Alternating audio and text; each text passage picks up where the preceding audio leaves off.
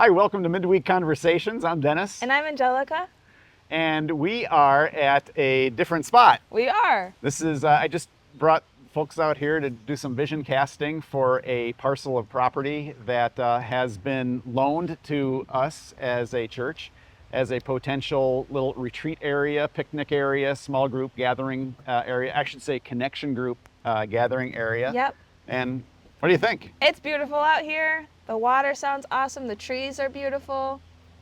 And there's lots of shoreline in both directions that we have access to. It's just a cool spot. And we have a potential little fire pit right over there. Situation. Where the machete is driven in to say, this is my fire pit. But as you can see, there's a lot of work to be done. And so if you'd like to help, let us know, because we need people who love clearing brush and just doing outdoor work like that. Yeah. So it's all going to depend on whether Hillsters can chip in and make this a reality. Totally. But in the meantime, we're going to do our midweek conversation here. Don't mind the wave noise. Hopefully you can just kind of sit back and relax and listen to those. Instead of white noise, it's wave noise. White noise, wave noise. Yeah. That whole white noise thing. I mean, wave noise is better, I think. Yeah, I like that. Yeah. Yeah. Okay. I thought maybe you would riff off the white noise thing. Well, every time you speak, it's white noise. It's kind of weird. Just kidding. Wow. I'm just kidding. I love you. Wow. I'm just kidding. Wow. I'm just kidding. Oh, man. I'm just kidding. I'm glad we love Don't each hate other. me in the comments, please. I'm sorry. Oh my Support the white guy. Yeah, okay? right. Hey, Oh my goodness. how was your weekend? It was good. It Great. was a great weekend. This weather is amazing. Except for the rain on Saturday, I hear. I was driving back from the North Woods on Saturday. But I have some friends who rode in the Trek 100. Yeah. And it was cold. It rained the entire time. They rode 100 miles and they were chilled to the bone. One dude recorded 6,000 calories that he burned during that ride. I bet. But if you add maintaining core temperature, because he said he could literally feel the energy going into keeping his body warm as he was shivering riding. So, I mean, he was talking, I'm pretty sure I burned 9,000 easy on that ride. Wow. So in any case, that was all for the MAC Fund Midwest Athletes Against Childhood Cancer. That's awesome. And so next year, Hillsters, if you want to get together for the Trek 100, there are, I think, 18, 35, 50, 75, and 100 or century rides available, and lots of things to do. Yeah. I think it'd be a great gathering spot for us to support the fight against childhood cancer. Yes. Yeah. But anyway. That was kind of on the side. No, that's really awesome. Yeah, but I don't know, being out here and looking at this place that's a possibility for the future, I think it's all like really pertinent to what we've been talking about. The future, this will soon be something. Oh, nice. Yeah, I mean, that's what it's like that. what I'm feeling right now. Everything is in like a transportation to the next thing. Mm-hmm. I don't know, it's really cool. Yeah. Like kind of like what we talked about on Sunday. Yeah. That idea of soon, that idea of, like when does that happen? I think it's cool. Yeah. It's all interesting. I think that the Christian life is all about building, and it's all about being in process more than it is that, things just appear, things just happen, I think. And the more we practice being in process, the more that kind of soaks in, and that we don't always have to be at this state of having arrived. Totally. Right? Totally. Because we never really arrived. No. Yeah. I can tell my wife that with regard to those ovens that are sitting in our dining room in boxes that still aren't installed yet. Go watch Sunday's message. Honey, it's all about, it's a spiritual metaphor for being in progress. Right. If you don't know what we're talking about, go watch. Go watch the message. This guy's a procrastinator. Whatever.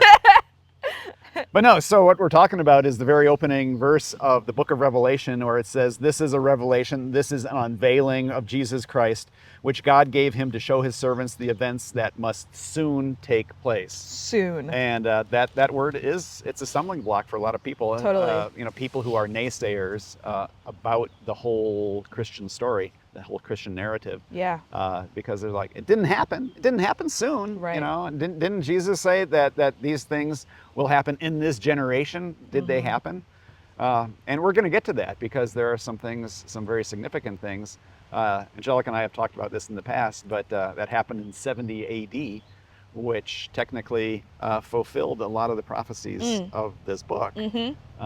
And we need to keep that in mind. Totally. Because the Bible was written for us, not to us. We are not the audience. Right, right. Yeah, we are the onlookers, Yeah. the very fortunate onlookers. The onlookers. Yeah. Ooh, that's cool. That could be a really cool like design on like a shirt or something. The onlookers, talking about the Book of Revelation as a. Ooh, that's cool. The onlookers of the unveiling. Oh, it's cool. It's being out here in nature that's inspiring. Yeah, there we go. All we need is a hammock over there, a I know. hammock over here, and we could just shout ideas across to each other, totally. And Bryce could do the filming. He'll just stand there recording for hours. Oh man! So did you? What were the things that you took away, and are there questions for that Sunday? we could talk about? Questions. Not really questions. I think that these Sundays talking about Revelation has just been like, you're left with pondering what's going on. You know what I'm saying? Or at least for me. I think this idea that we're continuing to talk about you are what you anticipate, like kind of rehashing that again, that is still like at the top of my mind. Like, you are what you anticipate. And you really are. You really are what you anticipate, because that's like, it's like, have you seen that TED Talk where they're like, you know, you can't tell people to not think about something. Like, don't imagine a pink elephant. Right. And then, like, you have to imagine it, because that's... So I think it's that idea of, where our focus is, we really will invest, like, our imagination and our time and our energy into that. Yeah. So if we're anticipating from this book terror, we're going to, like, receive this terror from it. We're really going to amplify it. But if we're anticipating joy from it, wow, like it's suddenly something that's joyful, that's about a victory, that's about, you know, a happy future. Right. So that's really been on my mind from Sunday. I think pressing that point is really important. You are what you anticipate. And so if you're anticipating hope, if you're anticipating good, if you're anticipating an ultimate victory, it's different, right? Yeah. Than if you're anticipating defeat and doom and destruction and you live your life differently. Totally. Yeah. And like it doesn't mean, I think that it's important to say it doesn't mean just being optimistic, needlessly optimistic, because that Pollyanna. Yeah. I just, because you know, I'm not that type of person to just have like random optimism, but also it's not to just be steeped in pessimism either. Everything is doom.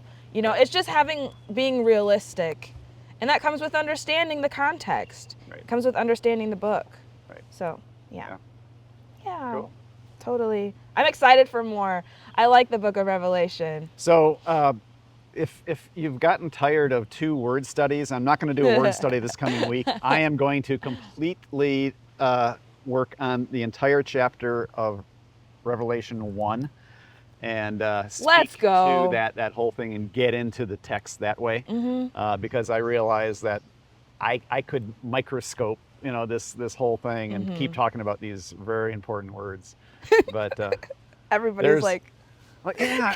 Oh, I hope they're not like her. But, no, but yeah, there's one word that I want to encourage you to look at, because one of the things that we are told here in verse 3 of chapter 1 is God blesses the one who reads the words of this prophecy to the church, and he blesses all who listen to its message and obey what it says. But you know, this whole thing, actually in the original, the word is keep. If you keep the words of this prophecy, and how do you keep the words of this imaginative depiction of Jesus with fiery eyes and a sword coming out of his mouth, and you know, what does it mean to keep that? Totally. And so be thinking about that, because that's what I maybe would have spoken on Sunday, but I'm like, okay, I need to get into the text and tell more of the story. Totally. So anyway, what does it mean to keep a prophecy? What does it mean to keep it? Yeah. Right. Interesting. I have some ideas, but I think we'll save that for I next do week. too. Yeah. Yeah. Let's save it. Yeah. Tune in next week if you want to Yeah, find right. the real meaning of that To word. be continued. Yeah. Yeah. So what else is going on? What else is going on? You know, I that don't know. Thrive group, Oh the yeah. Thrive group that's starting. Yes. Sue Ranger is starting a new connection group, a small group. Yeah. And it is for people who have who have a loved one or a friend with a substance use disorder. And if you know anybody who struggles with alcohol or struggles with any addictive type behavior, this is a group to support people who are in the orbit of those with those addictions. Yeah. And Super cool. yeah, and how to love them well. Yeah. I love that phrase because Loving well. everyone talks about tough love. What is tough love? And is tough love always the answer? No, it's not. No. There are some times when you need to be tender and compassionate, and knowing when to do that is loving somebody well. Yeah. So that's one of the big concepts in Thrive. So Yeah, like I want people to tell me that I loved well, not that I loved tough. Oh, your love is so tough. Yeah. Ooh. Yeah. Like what is that? But to say someone to tell you that you've loved me well, that's way more like endearing. yeah. That's awesome. Yeah. Yeah. Yeah, so if you're interested in being a part of that group, we've set up an email, and you can just reach out to thrive@riverhillschurch.org. That's THRIVE at riverhillschurch.org. And I also believe that there is a card that will be up on the app, and you can just respond to that on the River Hills app as well. Yeah. So a couple of different ways to say, hey, I'm interested, or you know what, just show up. And that would be on Monday. this coming Monday Yes. with this taping, right? Yes. So this coming Monday at 6 o'clock, it's going to run from like 6 o'clock till 7:15 at the River Hills Church building, and that's at 1111 Sycamore in Sauk City. So that will be something that will be recurring on Mondays. And if you show up, then you'll get on the list, so that if there's ever a change, you'll be made aware of that. Yeah. So check it out, Thrive, and it's coming up in a week. And Thrive at riverhillschurch.org, or check out the church app. Totally. Yeah. Awesome. So I have people with substance use disorders in their lives. Yeah. And addictive behaviors. So I know that I have a lot to learn. I'm probably going to listen online, because I don't want people to think that I'm kind of hovering on this thing. But I am going to be a part of an online group so that I can learn some of these tools. Yeah, it's too good to miss out on. Yeah. You don't want to pass it up. Yeah. It's a unique opportunity. It's something that's super necessary, and people might not know that there is support for them. When you're trying to support your family, where's the support for you type thing. Yeah. Yeah. Yeah. Really cool. I mean, I realized that I grew up with a lot of guilt as a kid for what my brother was doing. And the guilt was I didn't want my parents to be disappointed with me. I saw them crying over my brother, and I thought, man, I don't want to cause that for them. And so then the stuff that I knew that I wanted to do that was disappointing to them, I did it anyway. But I was just like subterranean with it, right? I was underground, and I always hid it. So I see myself as being actually much darker than my brother, because the stuff that I was doing, I wasn't letting anybody know about. Right.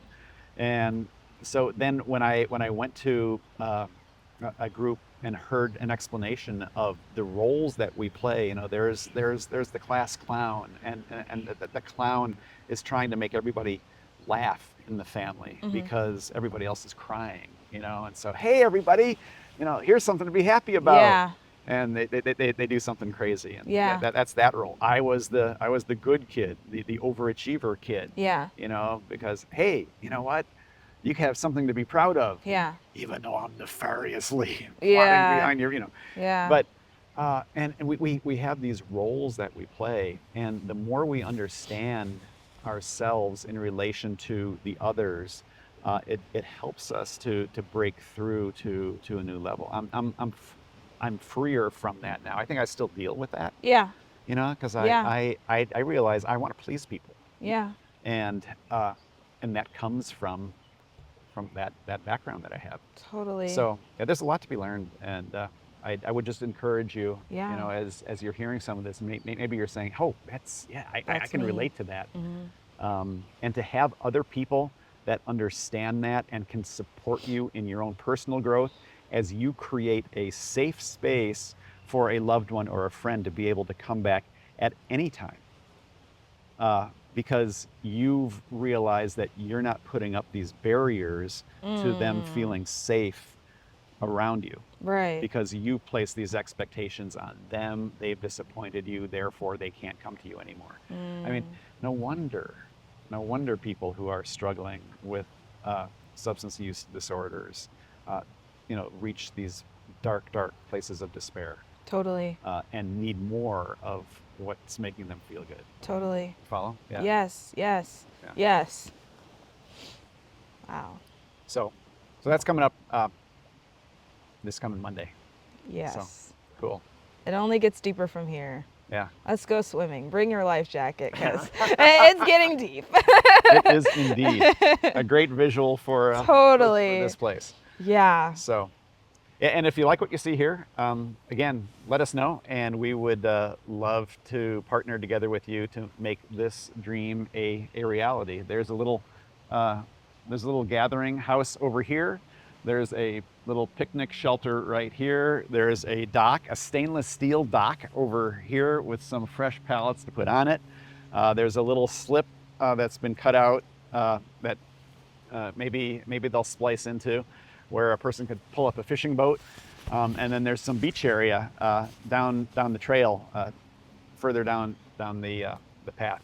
Then there's some really high perches down here. A beautiful spot just to be able to. Yeah, my phone rings. It's my son. Just to be able to sit and enjoy nature. So in any case, this has been Midweek Conversation. We got to run. We got to run. But again, thanks for being here with us, and we hope to see you Sunday or next Yeah. week. All right, you take care. Bye. Bye now.